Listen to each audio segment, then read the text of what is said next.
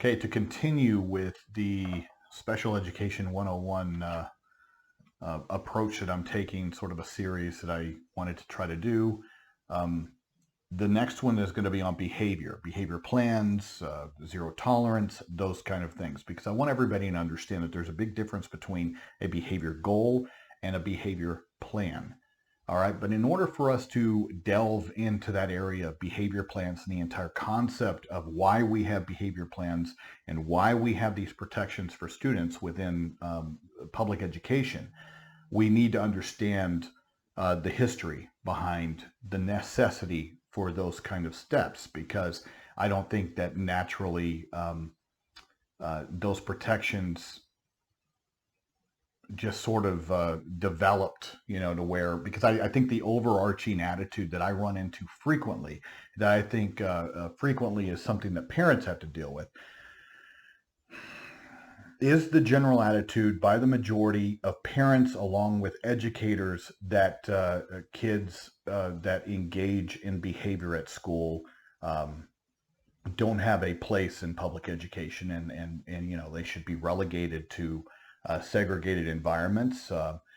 And I think that that is a pervasive thought. And so because that is the dominant thought, we need these protections. So in order to understand that, we need to sort of take it back so you get the idea and the foundation.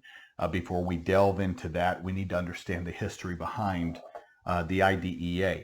We also need to sort of have a grasp of human behavior and sort of the history and of why we need these protections. And so that's going to take us a little bit further back in just this overarching, or well, let's just call it the concepts of liberty, the concept of freedom, our Constitution, our Bill of Rights in this country. And it is unique in as far as the course of human history, what it is that we have in this country embodied in our Bill of Rights specifically. And people should really take notice and brush up on their civics. And if you haven't brushed up and you don't have any base knowledge in it whatsoever, then I suggest that it would behoove you to raise the level of understanding for yourself, because once you raise the level of understanding of your own personal individual liberty and your individual rights, guys, those come with responsibilities. And you sit there and you go, well, of course they come with responsibilities, but they come with responsibilities because if you do not understand these concepts of liberty, individual liberty first and foremost for yourself, then at that point, what you're doing is you're potentially setting yourself up to be manipulated and controlled by those who do understand it. And people who do understand it, there are going to be bad people out there whose motivations and purposes are to manipulate that in order to guide you in the way that they want you to go. And that right there is not a positive. It is not a part of human progression. And on the larger scale, these are the reasons that we need additional protections and laws in the future in order to protect minority populations. And I'm about to get into the differences between majority and minority here in just a second, so that we can understand that concept. But one of the most dangerous things throughout human history has been a majority, and I don't care what that majority composes of, asserting unjust and violent or aggressive or even apathetic responses to a minority voice or a minority group. Okay, but we live in a democratic or a democratic republic. I mean, we're a republic, is what we are. And what that denotes is that you do have a voice, but that voice is, as far as your vote goes, until selecting somebody who represents, a geographic area or whatever that preset boundary is. So your vote selects somebody who then votes on your behalf. So that's the republic aspect, but then also the democracy aspect. The one thing that you need to understand about our Bill of Rights, those things that you're born with, that government has no power to take away, they have no power to curtail. You are born with these rights, all right? And, of course, in our modern 21st century society, that concept is really not understood like it should be, because many people are comfortable with curtailing constitutional liberties and rights, very comfortable with it. Political correctness, for example, is an attempt to curtail speech, the freedom of speech, the freedom of expression, and I find that repugnant. I find it reprehensible. Freedom of speech is important, and that includes protecting that speech I don't like and I don't want to hear. The difference is that when you have a well-informed, or at least an informed population, then those voices out there that are rattling off crap, guys, it's sort of the job of an informed people to, yeah, okay, all right, but as far as making laws against curtailing speech, I am not a supporter of it. I think it's very dangerous to go into that realm, because where's the end? At what point do we sit there and say, well, now we're going to stop? No, that's not what mission creep is. Once government it sinks its teeth into something, guys, it's never ending. It just creeps and creeps and creeps and inches and takes more of our individual liberties and our rights. But the one thing that you need to understand, that in a democratic republic, which is what we are, and as far as a democracy is concerned, our constitutional rights are actually anti-democratic or undemocratic, if you want to look at it that way. And this is a very important concept to understand, because it absolutely feeds into the behavior plan and the civil rights acts that come with it. And you need to understand these concepts because they're incredibly awesome. All right. So our constitutional liberties are actually undemocratic. Because what is a democracy? A democracy is the vote and the dictates of the majority, right? You get a majority of votes, and that's how it pans out. That's why I think that those of you out there that are so excited about getting rid of the Electoral College, for example, means you don't know anything about the Electoral College. Because if you knew anything about the concept of the Electoral College, you would understand that is another protective mechanism to protect the minority from the dictates of the majority.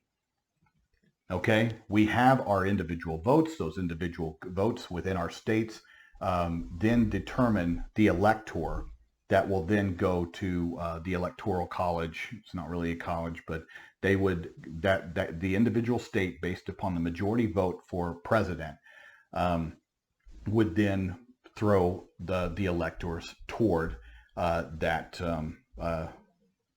candidate, whatever that majority vote was in that state. But there's a lot of smaller states. There's a lot of big states with small populations throughout this country.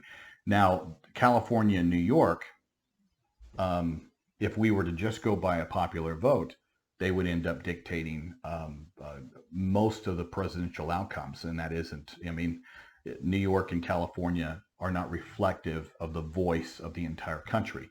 That's why we have the benefit of having that extra layer to protect the country, so that there's an even voice, to where the minority, which would be, in this case, the minority would be the smaller states in size, or the big states in size but a smaller population like Wyoming. Everybody gets a voice. And so there is that safeguard, which doesn't, it's not triggered that often, guys. But it is one of those things to where we shouldn't be bullied by the dictates of states that have the biggest population. That's a majority exerting unnecessary control over a minority. It's the same thing with the Connecticut Compromise. That's why we have a Senate that has 2 senators per state, regardless of size. We have a House of Representatives, which is based upon population distribution, which means that California, New York, and Texas has more than the other states with regards to House of Representatives. That's fair in my viewpoint. That is protecting the majority and minority balance. All right. So you sit there and you take this over to, those concepts of democracy and that concept that the majority vote should always be. Some of you guys, especially that you're on a civil rights page, it just absolutely baffles me that some of you absolutely are bought into these concepts that the majority should dictate, when the entire aspect of an individualized education program runs in the entire concept is contrarian to these ideas of majority rule. Because majority rule will always impact some kind of minority population, and it doesn't matter what they are. So you could have a majority within, let's say, a club. Let's say, the majority within the club is women. Okay, so there's your majority of women. And so let's say within that, there's, an opposing voice. There's a minority voice within that club of majority women. Is that not a hierarchical structure within that club? So let's say they take votes and that majority position is this, but then you have a minority voice and that minority voice isn't listened to.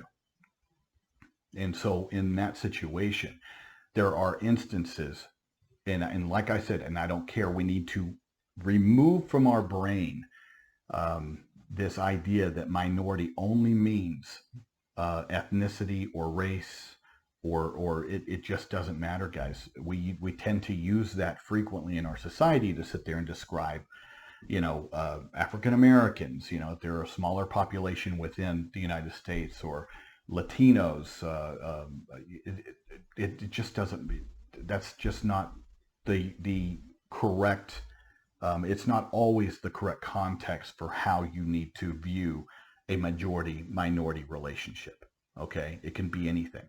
So within the public education realm, the majority-minority relationship would be neurotypical students, which is the majority of the population, and then the differentiated learners that have IEPs. Okay, the individualized education plans. That would be the minority population, with the majority being the neurotypicals. And that is why you have the Individuals with Disabilities Education Act. It's a civil rights act in order to safeguard the minority differentiated learners from being run over by the neurotypical students, their parents, and administrations. So you take that concept and this applies across the board with everything in our society. And so that's why when you sit there and you deduce it, you can deduce it down to the individual. You can deduce it down to you as an individual and your individual rights and your individual liberty. Because no matter where you go, no matter what you do, you will sometimes find yourself siding with the majority in the majority position. And I'm not necessarily saying that the majority at all times is wrong. It's not. But at the same time, within the decisions that a majority makes within a democracy, we must make sure that that minority voice is protected. Now, with regards to human progression, I know a lot of people sit there and they badmouth the United States and our history and, all the evils. They love to sit there and concentrate on that without the proper perspective that humans throughout history, okay, have had to adjust their mores, their how they were raised, how they thought. And so everything has been a series of progression with regards to thought, with regards to how it's applied, and bringing in more people from within the human family to participate in these kind of decisions, because it just wasn't like that. So you sit there and you go, it's so unfair for us in our 21st century thinking to apply our standard of understanding to those concepts of those people in the 1700s, 1600s, to where everybody was ruled under the thumb of a nobility, of a king, and before that, everybody was, other than the nobles, were in some kind of servitude status, slave status, because they were living on land attached to the nobility, and they could be kicked off at any point. And so, these concepts of progressive liberty took hundreds and hundreds of years to develop, to the point where, they came over to this land. And from that point, broadened and provided this environment to where we could start experimenting with these ideas of human freedom. And then, of course, in the very beginning, it was just white guys that had land. Those are the only ones that were able to participate. And then soon it was just all white men. And then pretty soon after that, it expanded out to, after the Civil War, African-American men. All right. Women didn't have the right to vote until the early 1900s. Through the idea of suffrage. And then we lowered the voting age later and added that as a constitutional amendment. So was any of it right? No, of course not. But guys, at the same time, you have these aspects of human limitations to where we cannot see this far in front of our face sometimes because of how we were raised, in the environment we were raised in and what we were raised to believe. I mean, I know that we have this idea of this melting pot in this country, but in a way, it's absolutely true.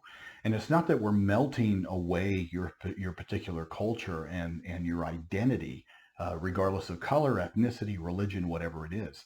I think that the idea of the melting pot in this country is connected more to our collective understanding of liberty and our collective understanding of freedom and what that means and how that applies to all individuals. That is why everybody in the world is clamoring to come here. If they wouldn't be coming here if it was what some of you guys believe. If it was truly this cesspool of systemic racism and supremacy, nobody would want to come here. It is just a false narrative that is not backed up by any kind of fact and reality.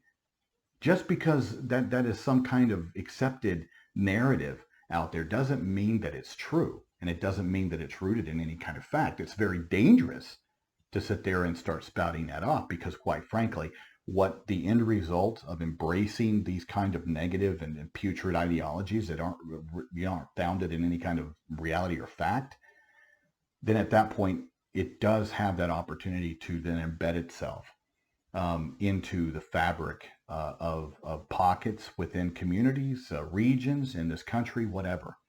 And guys, it would take hundreds of years to undo that negative, untrue way of viewing this country, its liberties, its purpose, and its progression. Because that's what we're always striving for, is to be a progressive society and constantly change. And I think that we're doing that. I don't find us as divided as everybody thinks we are, other than embracing some of these crazy ideologies that are more divisive and that sit there and assert the hierarchical statuses of victimhood, which I don't agree with. How convenient for those who sit at the top of that hierarchy, manipulating outcomes for those perceived to be victims. I just don't agree with that. But the undemocratic aspect of our Bill of Rights, the freedom of speech, well, the majority may not like freedom of speech. They want to curtail speech. Let's say majority comes together and says, well, we don't like, some of this speech, and so the majority votes to sit there and curtail speech that they don't like. And let's say that's a majority of people. That's where your Bill of Rights become an undemocratic protection, because it is contrarian and it's protected. The minority, whatever that minority is composed of, is protected from the vote and the voice of that majority. And so that's one of the things that you have to constantly think about is understanding how to apply your constitutional rights and think about it in the proper context that it needs to be thought about. And that is you are protected from the majority. And sometimes you're going to agree with the majority. Sometimes you're going to sit there and say, yeah, we should curtail speech, or we should sit there and put limitations on freedom of the press or freedom of religion. No. Our constitutional rights, those you're born with, that the government does not have the power to infringe upon, is meant to protect all of us, starting at an individual level, from those decisions of the majority. And thank God for it. And especially now, because we are so trying to infringe upon these rights. And especially when you have a frothy mob going. Guy, that's why, and I know that hopefully we're a little bit past this COVID stuff to the point where you're more receptive to my reasoning for why I don't think these lockdowns have been positive, or these mandates. The reason being is, once again, just because the majority wants it, driven by whatever, driven by fear, driven by some sense of civic responsibility, just because you're in a majority doesn't make you right. And just because you're in a majority that is motivated by, let's say, a mob mentality of fear, or a feeling of civic responsibility, doesn't mean that there are not people within that minority that, for medical reasons, for whatever psychological, emotional reasons, cannot comply with these things that the majority is demanding. And so therefore, those individual liberty, those protections are there to protect that minority from you. And at another time, guys, it's going to flip. I can't tell you how many parents I deal with that used to have this position until the machine of government, until the machine of the majority did something that now infringed and trampled on the rights of their child, or their rights as parents. And then all of a sudden they changed real quick, and they were like, oh my God, I had never experienced this before. Well, you didn't experience because you were the majority position. See, now you're in the minority position, and now you understand. Now your perspective's been widened a little bit to understand why we have these protections in the first place. You might not like those protections, but guys, they're there in case you need them. But most of the time, you're going to be in that comfortable position of being in the majority, that comfortable position of asserting your moral superiority over other people. Other times, you're going to be the one trampled on. So you understand that as a civil rights attorney, that is always my perspective. I don't like majorities, even though at times I'm in those majorities. But I'm always cognizant, I always have my eyes open to sit there and wonder who is being disenfranchised, who's being left out. And one of the biggest things in public education that is a trigger is going to be the concept of apathy from the majority. And that especially is true when it comes to resources. And so this is the final thing that I wanted to bring up. Guys, the IDEA, along with 504, Americans with Disabilities Act, those are civil rights acts, okay? And they're civil rights acts because our constitutional rights did not expand far enough to see where some of this, those concepts of our Bill of Rights, they do feed in. I mean, if I had a longer, I could sit there and tell you why the Fifth Amendment and the Second Amendment and the First Amendment all bleed into and meld into this fabric of the IDEA and 504 and things like that. But the reason that those were created was because of the understanding of, and this recognition over time that we were doing it the wrong way. And so it was born out of, first and foremost, Brown versus Board of Education. This Supreme Court case was sort of a landmark civil rights decision with regards to the separate but equal, getting rid of that to where we had separate schools for African American kids. Well, that recognition finally by the courts that this was a evil practice, we shouldn't be doing that. It's disenfranchising. It's bad. This was the first, I want to say, or at least the first step in our modern civics in recognizing that we needed to not do that. Okay. And what I wanted to point to especially is this aspect right here. I don't want anything that has a sanction of the law. All right, because so many people, just in a civil society, especially one ruled by law like ours, that's a very dangerous thing. Is to have things have the appearance of the sanction of law, because what it does is it makes people think that it's right. Well, it's law, it's legal, so therefore what we're doing must be good and what we're doing must be right. And I'm telling you, it's the opposite, guys. You have entire societies that have done the most horrible things to people, including this one, just because a legislature passed it. And therefore, because it has the sanction of law, people go, oh, it must be good. We're moral, we're good. And no, guys, a law, just because a bunch of idiots in a legislature voted on it in a majority, does not make it good. You have to do another analysis as an individual in understanding whether that law is moral, whether that law is ethical, whether it hurts minority populations, whatever that minority may be, or whatever that minority may be composed of. But with regards to the Individuals with Disabilities Education Act, it was out of there that then we got the Elementary and Secondary Education Act, which the name, they just repackage it every so often, and now it's this ESEA has been melded into the Every Student Succeeds Act, ESSA. Before ESSA, it was No Child Left Behind. So Title I, for example, was that this is where Title I came out of, because it was mainly to help ensure that disadvantaged students had access to quality education. But this is where some funding started to occur for special education students. Then we had two very important Supreme Court cases based upon parents asserting the rights of their children because of Brown versus Board of Education. That would be the Park case and the Mills case.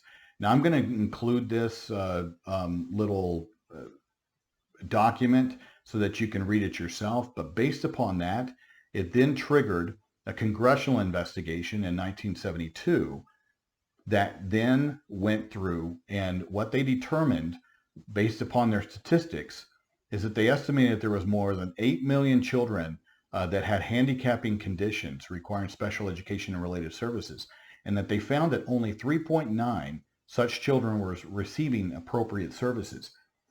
That means half of that 8 million kids, and 1.75, almost 2 million, were receiving no educational services at all, and 2.5 were receiving inappropriate services.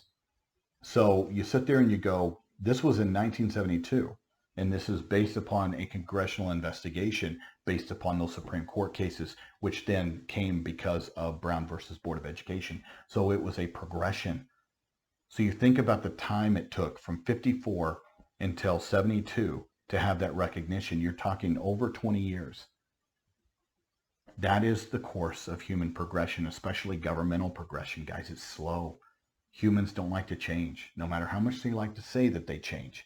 That's why I never want to change our constitutional rights whatsoever, because of how nasty humans are and how slow they are to change and face a reality that, you know, as long as it doesn't affect them, and that's the danger of the majority, guys.